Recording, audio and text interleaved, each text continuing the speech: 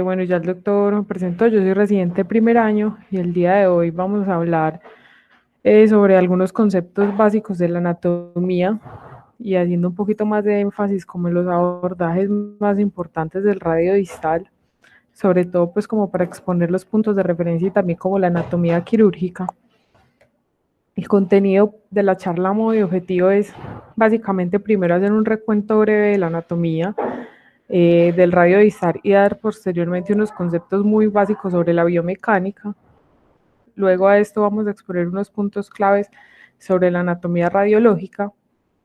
Y por último vamos a presentar pues en forma pues la anatomía quirúrgica explicando pues como los abordajes más frecuentes que podemos hacer cuando tenemos o presentamos una fractura del radio distal. En cuanto a la anatomía ósea y articular del radio distal, hay que tener en cuenta pues como varias cosas. El radio pues en su parte más distal es convexo en su parte dorsal y ya tiene pues como una concavidad en su parte volar. Tiene unas referencias anatómicas importantes que hay que conocer en cuanto a pues, como prominencias óseas, como vemos ahí en la figurita de los numeritos. Vemos pues que está pues la estiloide radial primero, posteriormente en su parte dorsal está el tubérculo de Lister, que es un punto de referencia anatómica tanto para los abordajes como para el que también sirve pues como para pivot y ubicar cada uno de los compartimentos extensores de la muñeca. En cuanto a la parte de la ulna, pues que también tiene su estiloides, tiene pues como su fosa también para el extensor cubital del carpo. Y ya en cuanto a la superficie articular, el radio tiene primero, en el numerito 5 tenemos pues la fosa escafoidea, que es donde se articula con el escafoides, la cual es triangular, y la fosa del semilunar, que es una fosa más cuadrangular, que es donde se articula, como dijimos, con el lunado. Acá en la otra figurita que vemos al lado derecho, tenemos, solamente es para mostrarles pues que el radio tiene, como lo que decíamos, unas relaciones articulares íntimas tanto con la cabeza de la ulna como con el polo proximal del escafoides y el lunado. Y eso es importante básicamente para saber que hay un complejo ligamentario estrecho y que cuando tenemos una fractura del radio distal, ¿cierto? Siempre habrá que, o al menos más que sospechar, descartar que no haya lesiones asociadas tanto en el carpo como en la misma ulna con fracturas asociadas o lesiones de la articulación radiocubital distal. En cuanto a la anatomía como tal en los tejidos blandos de la muñeca, ¿cierto? Es importante sobre todo en cuanto a la relación con el radio saberlos y reconocerlos, más que por lesiones asociadas, es porque por acá obviamente que pues es lo que vamos a encontrar al momento de hacer cada uno de los abordajes que hay en el radio. En cuanto a la anatomía volar, sabemos que están todos los músculos, todos los flexores, y hay estructuras sensibles importantes que a la hora de hacer abordaje se pueden pues como lesionar y hay que conocerlas y distinguirlas y saber dónde se encuentran. Vemos ahí también en los numeritos que tenemos, en el número 1 lo más pues, importante es la arteria radial, que está pues como en íntima relación con los abordajes, sobre todo el abordaje volar. Y también tenemos en el numerito 3 el nervio mediano, inclusive ahí encima con una rama palmar, ¿cierto? Una rama palmar del mismo nervio que también se podría pues como lesionar o tener en cuenta que hay que visualizarla o al menos tenerla pues como en la cabeza al momento de hacer un abordaje. En el numerito 2 tendremos como el flexor radial del carpo, que es como el músculo pues o el tendón de referencia que tenemos para hacer los abordajes. En íntima contacto con el radio del cúbito está el pronador cuadrado y en la parte más profunda estarían los flexores común de los dedos y el flexor largo del pulgar, que serían pues como los músculos de referencia.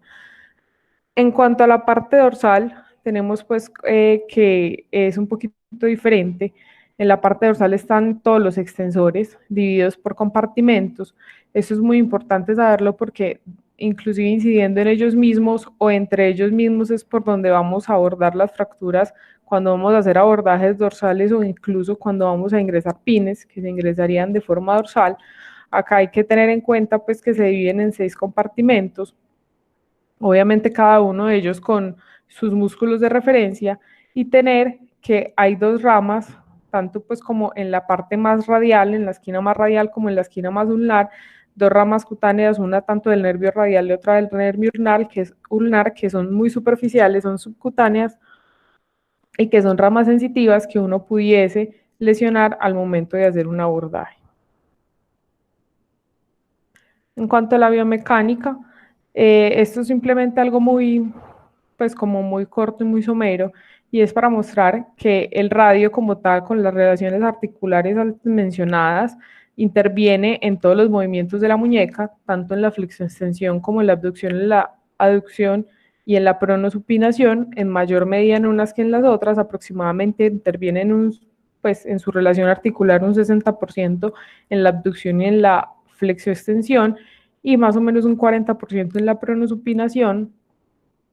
Eso es muy importante tenerlo en cuenta porque son los movimientos pues que una lesión del radio pues nos podría afectar grandemente los movimientos y la biomecánica de la muñeca y tener grandes secuelas del paciente si no se hace un adecuado tratamiento. Y lo otro es que mostrarles que las fuerzas grandes de la muñeca están hechas obviamente para la flexión y el agarre. Por lo tanto, entonces, eso nos cambia en cuanto a la cortical como tal y la disposición anatómica del radio. La cortical volar es un poquito más gruesa porque siempre ha estado sometido a fuerzas de compresión por la fuerza grande y la gran palanca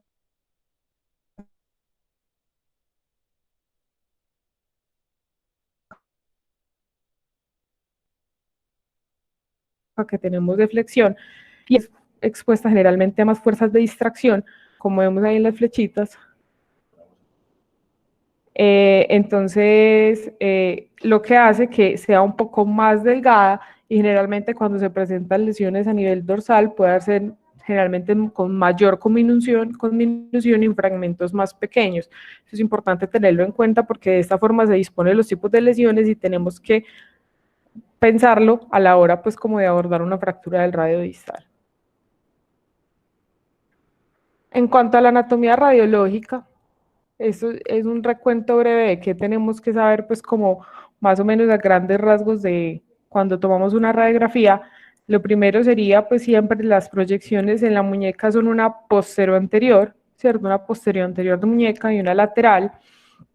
Hay cosas importantes que uno tiene que tener en cuenta para saber si una radiografía está bien tomada como siempre. Obviamente si hay lesiones del radio distal o del carpo, pues obviamente toda la anatomía va a estar alterada. Sin embargo, hay cosas que a uno le pueden ayudar y una de ellas es, por ejemplo, si no hay lesiones en el carpo, es ver las líneas del carpo que estén alineadas, pues que se vean las líneas como tal y el carpo esté alineado. Y lo otro es la relación del tercer metacarpiano con el hueso grande, que nos podría ayudar un poquito a saber que estamos ante una verdadera posterior anterior.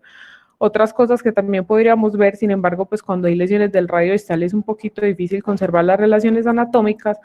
pero es que podemos ver cómo se ve en esta radiografía como la fosa de la estiloides cubital de frente, pues que sería como esa depresioncita que hay al lado de la estiloides que se debería ver de frente cuando estamos ante una verdadera posterior anterior bien tomada. Acá a la izquierda traigo este dibujito y es para, obviamente uno pues no se da cuenta pues cómo tomar una radiografía, pero lo ideal en el momento de cuando se da pues como el rayo no debe ser pues como directamente sobre la mesa, sino que debe haber una elevación de aproximadamente unos 11 grados para que el rayo entrara directamente a la articulación y no se superpongan como las estructuras articulares y el carpo y se puedan ver pues como adecuadamente las lesiones. En cuanto a la radiografía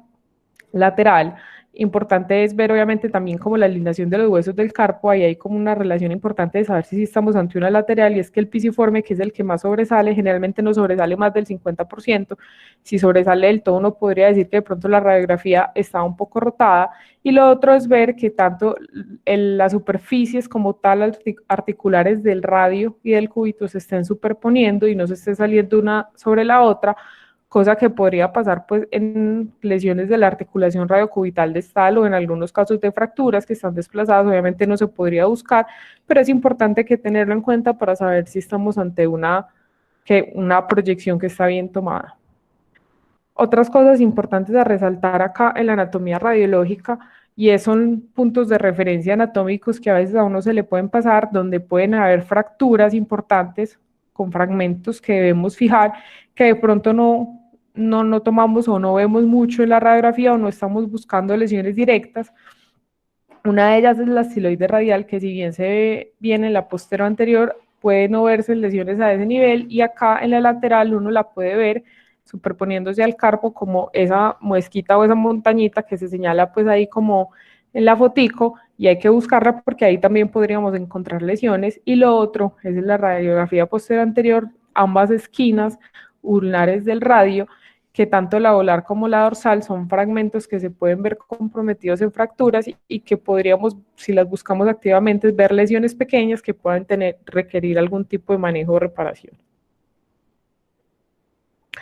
Y ya por último, en cuanto a la anatomía radiológica como tal, tener en cuenta las mediciones, que eso yo creo que pues si todo el mundo lo conoce ampliamente y lo busca pues, y las tiene en cuenta a la hora sobre todo de saber si hay criterios de reducción aceptable o para manejo, pues para saber si se podrían hacer manejos conservadores o incluso para saber cómo quedaron las reducciones posteriores a una fijación de una fractura. Y las más importantes, aunque varias, serían estas cuatro. Una sería la primera sería la variancia ulnar, que es forma más fácil en una posterior anterior sería, en una radiografía posterior anterior es trazar una línea paralela a la faceta semilunar y de ahí tomar el resto de medidas que irían desde la parte posterior anterior. La variancia solar es más o menos de 2 milímetros y simplemente lo que no habla es como de la longitud del radio con respecto a la ulna, que sería pues como las lineecitas que tenemos en verde. La otra sería la altura radial, que es más o menos la normal, serían 12 milímetros, y es la altura pues como la relación del mismo radio para saber si por ejemplo hay fracturas impactadas cuando está disminuida, que es desde la misma faceta semilunar hasta la parte más alta de la estiloide radial. Y la otra que buscamos, pues como en las proyecciones posterior anteriores, sería la inclinación radial, que es más o menos de 23 grados y es haciendo el ángulo directamente con esa misma línea paralela sobre la faceta semilunar hasta la estiloide radial. En cuanto a la radiografía lateral, la más importante, la medida más importante que deberíamos buscar es el til palmar o el til volar, que es más o menos de 11 a 12 grados, y este se busca trazando primeramente una línea que va sobre el eje pues, o la diáfisis del radio. A esa se le trata una perpendicular y sobre esa perpendicular se traza una línea que va paralela a la superficie articular y lo que medimos es ese ángulo, que lo que nos habla es obviamente la inclinación normal que tiene el radio hacia la parte volar, que obviamente tiene unos grados normales y que cuando se ve alterada, pues obviamente deberíamos buscar algún tipo de lesión o como un criterio pues de adecuada o no adecuada reducción. Eso era pues como los conceptos básicos como de la anatomía general. Entonces ya vamos a adentrarnos un poco más en cuanto a la anatomía quirúrgica y los abordajes. Entonces estos son como los abordajes que les traigo el día de hoy para contarles más o menos como las cosas básicas. Es más que hablar como de los tipos de fijación y el tipo de material que se puede poner en cada uno de los abordajes, es los reparos anatómicos importantes y las consideraciones pues como a tener en cuenta a la hora de cuando se escoge un abordaje. Lo primero a tocar serían los puntos seguros o los puntos adecuados para la inserción de pines, tanto sea para realizar reducciones de fragmentos como o para ayudar a una osteosíntesis definitiva, ¿cierto? Lo otro sería los corredores de seguridad en la fijación externa, cómo hacer pues cuáles son los puntos por así decirlo, de aplicación de los chans, que serían como seguros y protegiendo las estructuras alrededor. Posteriormente hablaremos como de los abordajes directos. Primero sería el abordaje para poner una placa de distracción,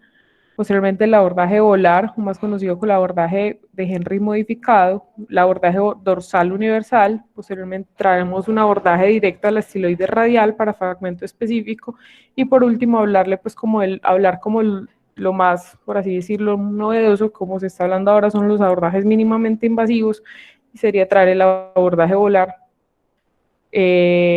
pues como mínimamente invasivo. En cuanto entonces adentrándonos a esta parte, los puntos seguros de inserción de pines, les traigo pues esta imagencita para recordarles más o menos lo que hablábamos, mencioné someramente es sobre los compartimentos extensores de la muñeca, cuáles son pues obviamente los tendones que están afectados y tener en cuenta cómo se dispone, recordar cómo se dispone en la parte más dorsal del radio y la ulna. por dónde vamos a entrar los pines, obviamente para no llegar a lesionar o al menos a atrapar ningún tendón dentro de un pin. Y traigo entre estas flechitas como los 3 puntos de referencia más importantes a tener en cuenta por donde con toda seguridad podríamos ingresar los pines y tener una fijación o una reducción, sobre todo de fragmentos más grandes. El primer punto es el que está más a la derecha sobre la estiloide radial. Ese es el punto donde se ingresan pues como la mayoría de los pines, que es sobre la estiloides y está entre el primer y el segundo compartimento extensor. Eso es importante que los pines en términos generales se dirigen hacia la parte palmar, no van, estos pines no van a atravesar directamente pues de forma lateral hasta la articulación radiocubital, sino que se dirigen, por así decirlo, se dirigen hacia la parte palmar sobre la esquina volar, pues ulnar volar del radio. Este sería el primer punto de inserción. Ese punto anatómico, digamos que podría hacerse un poquito fácil de referenciar. Uno se va hacia el estiloides y obviamente hacer abducción del pulgar, uno estaría reparando el primer compartimento extensor que tiene el abductor largo del pulgar, ¿cierto? Y con esa referencia uno podría incluso rechazarlo con la misma mano para ingresar el primer pin y ya dirigirlo pues hacia la parte palmar, con la seguridad de que no está lesionando pues ninguna estructura. Recordar que ahí, inmediatamente al lado del primer compartimento, pero más hacia la parte palmar, está la rama cutánea sensitiva del radial, que también se podría lesionar, pero como les digo, rechazando el primer compartimento extensor, uno no tendría pues como forma de hacer ningún daño adicional. El segundo punto de inserción seguro de pines o adecuada, o las más comunes, es entre el cuarto y el quinto compartimento, que sería ingresando directamente por la esquina dorsal, pues ulnar del radio, también dirigiéndose hacia la parte palmar. En esta parte la referencia anatómica que uno tiene para ingresar sería la articulación radiocubital distal, que uno podría pues como palparla, por así decirlo, directamente. Uno ahí se encuentra que entrando directamente el pin, como si fuera a entrar sobre la articulación, estaría entrando entre los dos compartimentos, ¿cierto? Y ahí dirigir posteriormente el pin desde la esquina hacia la parte pues oblicuo, pues hacerlo oblicuo hacia la parte palmar, y ahí estaríamos asegurando que no estaríamos tampoco pues lesionando ninguno de los extensores. Y la tercer punto de referencia seguro sería pues desde la ulna como tal. Este punto de inserción de pines se dirigirían como a las estiloides y en algunos casos podrían ponerse atravesando la articulación radiocubital distal como una forma de fijación, o para reducciones asociadas, como ya vamos a mirar pues como los tipos de puntos de los tipos de reducción. Eso hay que tenerlo en cuenta porque pues, la inserción de pines puede ser para reducción, pero también puede ser el tratamiento definitivo, sobre todo en fracturas extraarticulares o articulares simples, pero sobre todo en pacientes que tengan una buena calidad ósea. No es obviamente el objetivo de la charla hablar cada una de las indicaciones pues, de las fracturas, sino como más o menos para tener un panorama. Los puntos, entonces, ¿cuáles son las técnicas a grandes rasgos de la inserción de pines? Traje estas que es como lo que hay como dentro de lo conocido, y es, lo primero sería la inserción en la parte de la número A, que sería la inserción de todos los pines sobre la estiloides radial, como ya vimos cómo se ingresarían pues directamente sin lesionar ninguna estructura. También podemos ingresar pines cruzados, uno desde la estiloides y otro desde la esquina dorsal, saliendo como vemos en la imagen hasta la cortical palmar. En la parte número C es una técnica que es la técnica de Capagni, que es una técnica de reducción, no es una técnica de fijación, donde se ingresan los pines intrafocal. Esto cambia obviamente los puntos de referencia, porque obviamente lo que vamos a hacer es ingresar al foco, pero de igual forma el punto para ingresar dentro del foco es lo mismo, siguiendo pues como un pin en continuidad con la estiloide, en la misma, como en el mismo eje de la estiloide radial, que lo que nos va a hacer este pin es simplemente ganarle la inclinación al radio, en el caso de que ese sea pues como uno de los objetivos para mejorar la reducción, y otro pin que se podría ingresar desde la parte más dorsal, más perpendicular directamente al radio, y lo que haríamos con esto es ganarle, volver a recuperar pues como el til volar del radio como una forma de reducción. Las referencias anatómicas igual seguirían siendo la misma, como les dije, uno sobre cercano pues a las tiloides y el otro pues como cercano a la esquina dorsal. pero obviamente dentro del foco. Otra forma de ingresar pines en la parte número D, como vemos, sería también desde las estiloides, pero atravesando la ulna. Otra forma sería ya atravesando directamente, como vimos, trasulnar, desde teniendo en cuenta pues o fijando la articulación radiocubital distal, que puede ser desde la ulna, como vemos, pues como vimos ahorita en la imagencita, la ulna está subcutánea en su parte más lateral y no hay ninguna estructura sensible que podamos dañar, o incluso haciendo múltiples inserciones de pines desde la ulna, que como vemos no va a lesionar ninguna estructura hacia la estiloide radial. Estas serían como las formas de inserción de los pines de la forma segura sin dañar pues como ninguna estructura. Traigo también esta partecita acá que sería otra forma de ingresar pines en fijación cruzada, como si fuera un fijador externo, pues como un tipo de fijación externa. Y es al igual que se ingresan los pines desde las estiloides, se ingresan desde la zona metafisiaria del radio en un ángulo idealmente de 90 grados, dirigiéndolos hacia la esquina dorsal ulnar y obviamente asociado a un método de fijación externa. ¿Sí se escucha? Ese sería pues otro punto de fijación segura. E incluso ahí lo que se ve pues es que hay un pin adicional desde la esquina dorsal ulnar. Esta sería otra forma de fijación sin dañar ninguna estructura. El ingreso desde la metáfisis va por el mismo eje del radio y simplemente no hay forma de lesionar pues ahí en ese momento ningún nervio, ninguna rama y se rechazaría de igual forma la parte de los tendones de los extensores. Ya hablando como tal de los corredores de seguridad en la fijación externa, que es otra parte muy importante, traer dos tipos de fijación externa, tanto la transarticular como la fijación directamente del fragmento.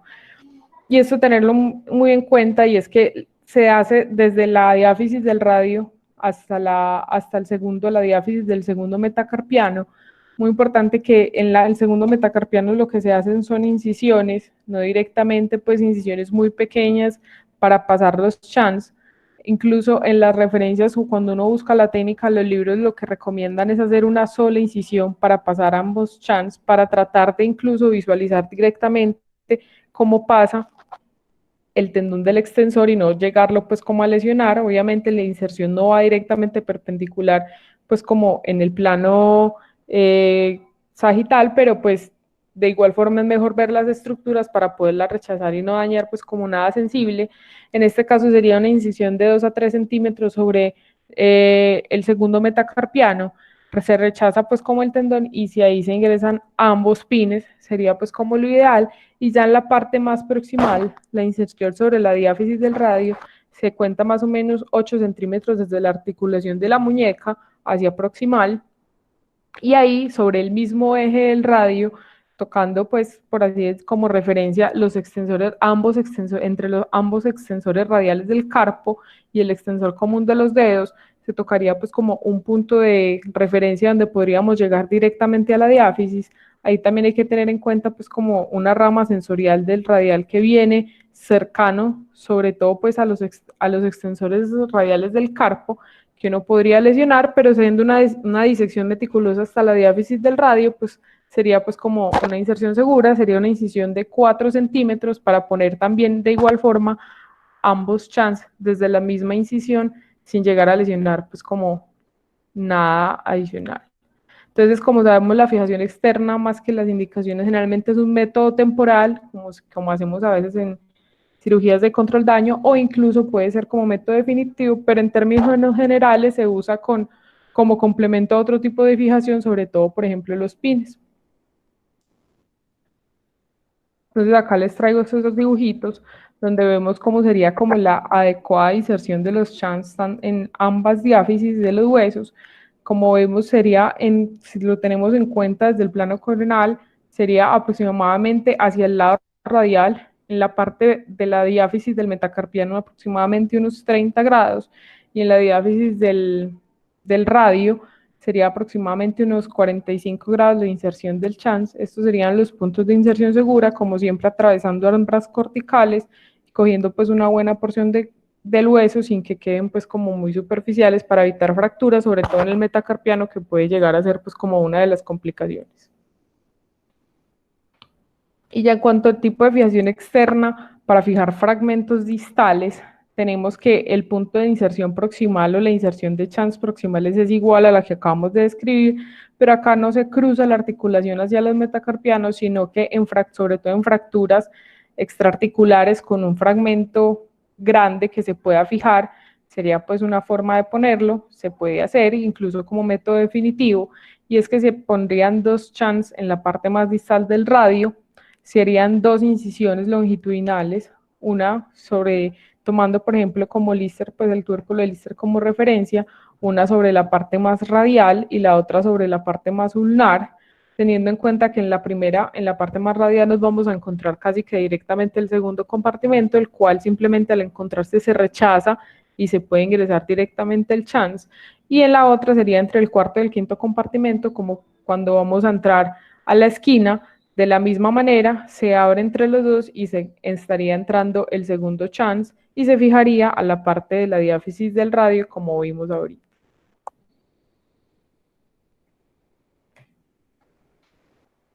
En cuanto al abordaje de la placa de distracción es otro método pues para hacer fijación interna que funcionaría como una placa puente, por así decirlo, y también limitaría como tal todos los movimientos de la muñeca,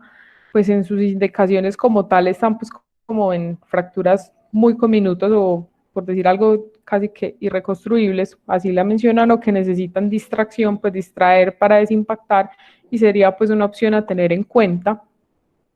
Se utiliza generalmente una placa de 3,5, generalmente de 12 a 16 agujeros. Siempre se le mide al paciente, obviamente, para saber dónde la vamos a fijar antes de ingresarla, como se ve en la primera imagen. Y se hacen dos incisiones, una sobre el tercer metacarpiano, sobre toda la diáfisis longitudinalmente. Ahí vamos a visualizar directamente el extensor pasando, el cual se rechaza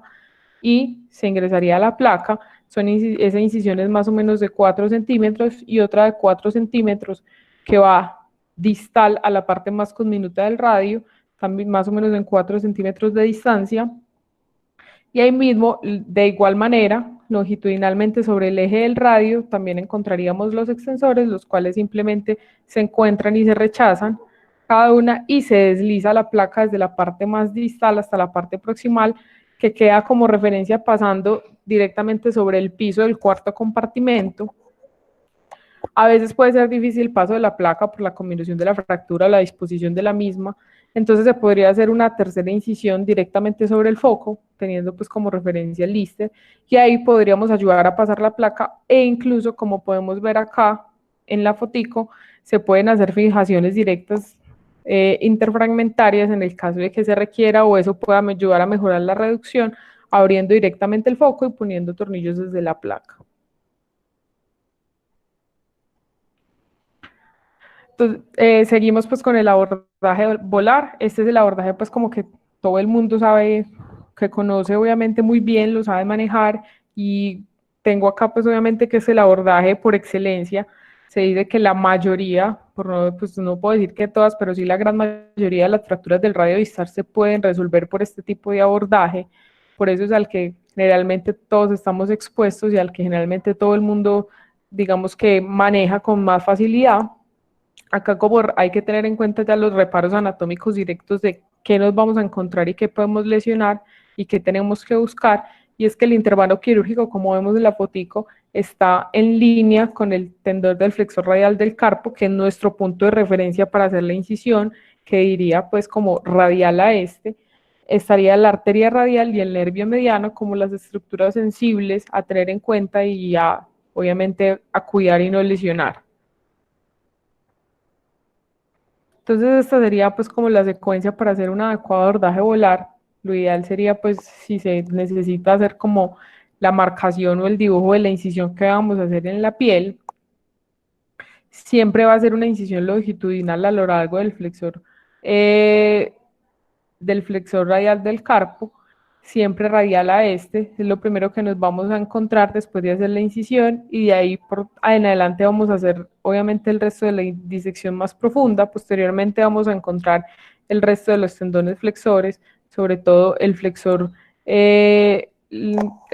largo del pulgar, que es el otro que nos vamos a encontrar en la parte más profunda, y posteriormente nos vamos a exponer al pronador cuadrado, que es el músculo de referencia, el que tenemos, digamos que el que es el que se tiene que despegar, por así decirlo, del radio para poder poner material de osteosíntesis. Siempre la arteria radial quedaría reparada hacia el lado radial y todos los tendones extensores quedarían hacia el lado cubital. A este músculo, al pronador cuadrado, obviamente hay varias formas, pero lo ideal sería hacer una incisión en forma de L, simplemente para mejorar, no perder la referencia anatómica y sería mucho más fácil el cierre y poder cubrir la placa. Haciendo la incisión en forma de L quedaría como en su inserción radial, pegaría directamente, pues estaría directamente ligado con el brachioradialis y esto nos facilitaría pues como el cierre posterior y el cubrimiento de la placa, como diríamos acá, que después de hacer pues como toda la disección, de poner la placa, de hacer las cositas, simplemente cerrarlo directamente con suturas nos cubriría todo el material de osteosíntesis. Como les digo, este abordaje es por excelencia la mayoría de las fracturas, sobre todo por el tipo y los patrones y el compromiso volar, y también pues porque podemos extendernos a otras estructuras que permitiría fijar incluso fragmentos o reducir fragmentos específicos y sería haciendo un abordaje volar extendido, en el cual simplemente lo que hacemos es mejorar el acceso a las estiloides, obviamente cuando hay fragmentos de estiloides o incluso cuando hay fragmentos impactados en la región dorsal o central que tengamos que reducir, desde este mismo abordaje lo podríamos hacer, lo único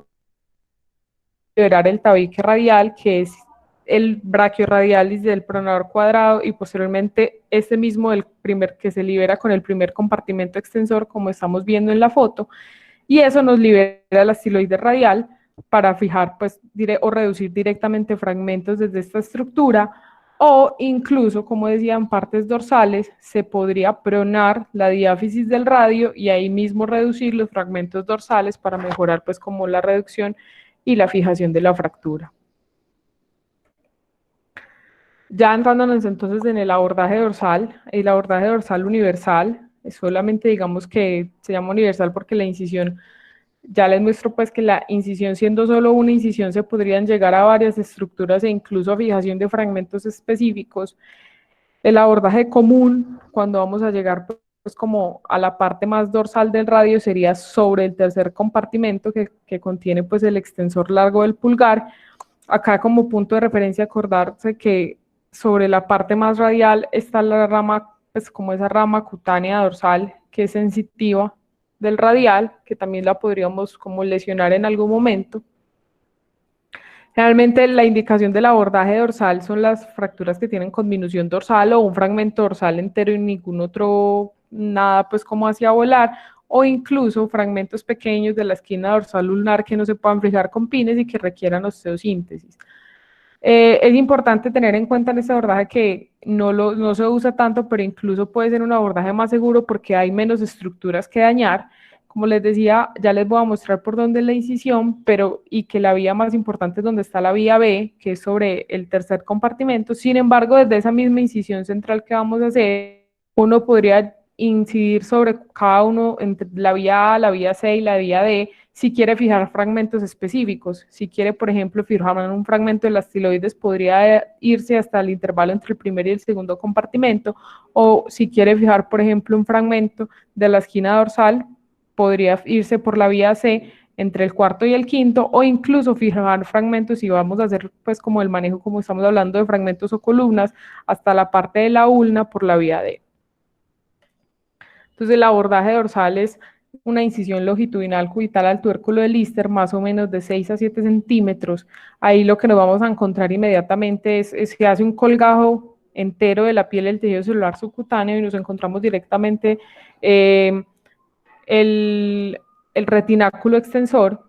Este retináculo uno, pues como lo mostrar, lo puede incidir longitudinalmente igual en el mismo sentido de la incisión. Sin embargo, hay estudios que demuestran que hacer cortes escalonados puede ser simplemente cortar pues en dos pedazos, en dos niveles diferentes o hacer cortes en Z, va a permitir la reparación mucho más fácil y el cubrimiento del material posteriormente a poner una placa para que no quede a tensión. Y ya les voy a mostrar. Posterior a esto se llega al tercer compartimento, se incide directamente, se rechaza el tendón como vemos en el dibujito de arriba y ya se puede llegar directamente pues como a la parte dorsal del radio sin haciendo disecciones subperiósticas, levantando el resto de los extensores sin llegar a lesionar ninguna de las otras estructuras. Como les decía, se pueden llegar a otros lugares haciendo disecciones directas de los otros compartimentos. Y lo que les decía, el corte escalonado, que lo que nos hace es luego de poner una placa, pues para que haya un adecuado cubrimiento, dado que acá no hay pues como un músculo que nos tape el material de osteosíntesis, pues hacer la reparación del retináculo nos puede ayudar pues como a que la placa no quede expuesta o directamente subcutánea. En cuanto ya a abordajes directos, el abordaje de la estiloides radial, este es un abordaje que es importante tener en cuenta porque son incisiones mucho más pequeñas y se usa básicamente para fracturas que solamente tengan compromiso de la estiloides, como la fractura del Schoffer. Es importante sobre todo porque si no hay más lesiones alrededor, uno con un abordaje con una incisión más pequeña podría poner directamente material de osteosíntesis y obviamente tener muy buen resultado y una muy buena reducción. Esta abordaje son más o menos una incisión de 4 centímetros que se hace pues tomando como referencia el primer compartimento extensor, como dije ahorita, simplemente con la abducción del pulgar. Eso sería ahí entre ese compartimento y la arteria radial, o sea que queda un poquito volar. Después de incidir hacia la incisión, se incide en el primer compartimento, se rechazan los tendones, todos hacia el lado radial, se incide directamente el tendón del brachiorradial que se levanta con el periósteo y ahí se encontraría directamente la estiloides. Se fija el fragmento específico y obviamente sería pues un abordaje que es casi que mínimamente invasivo y no estaríamos pues como lesionando ninguna estructura y no habría necesidad de hacer un abordaje volar completo o dorsal para llegar a la fijación de la estiloides. Y ya para terminarles, les traigo, pues digamos que como lo novedoso, se habla hace mucho tiempo de las técnicas MIPO, ¿cierto? Incisiones pequeñas o abordajes mínimamente invasivos. Este sería un abordaje mínimamente invasivo volar, donde obviamente no se viola pues como las inserciones del pronador cuadrado,